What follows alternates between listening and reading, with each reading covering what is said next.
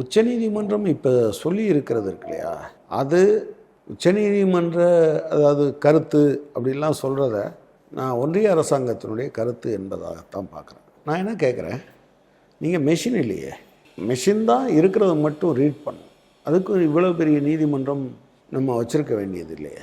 So நீங்கள் இருக்கிறத இன்டர்ப்ரெட் பண்ணுறதுக்கான அதிகாரம் யாருக்கு உங்களுக்கு இருக்குன்னா, இப்போ ரெண்டு விதமாக சொல்லலாம். உதாரணமாக ஆர்டிக்கிள் 200 சொல்லியிருக்க as soon as possible அப்படிங்கிறத எவ்வளவு விரைவாக முடியுமோ அவ்வளவு விரைவாக, இதை இந்த விரைவாகன்னு சொல்லியிருக்கிறதுனால விரைவாகத்தான் அப்படின்னும் சொல்லலாம்.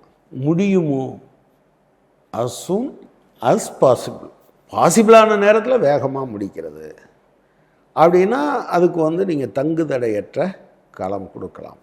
அப்போ ஒரு தேர்ந்தெடுக்கப்பட்ட அரசாங்கத்தை நீங்கள் நல்லிஃபை பண்ணிட முடியும்.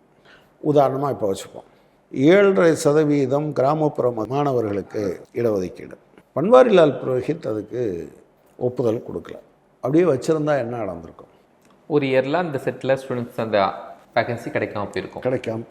69% இடஒதுக்கீடு, அதற்கான போராட்டம், அதுக்கு தமிழ்நாடு சட்டமன்றம் ஒரு மசோதாவை ஏற்றது. அதை கவர்னர் நினச்சா காலில் போட்டு மிஸ் உட்கார்ந்துருக்க முடியுமா? முடியாதா? ஸோ பேசிக்கான பிரச்சனை என்னென்னா, உச்சநீதிமன்றத்தினுடைய இந்த கருத்து தேர்ந்தெடுக்கப்பட்ட அமைப்புகளை ஒன்றும் இல்லாமல் செய்வதற்கான ஒரு முன்னோட்டம் என்று பார்க்குறேன்.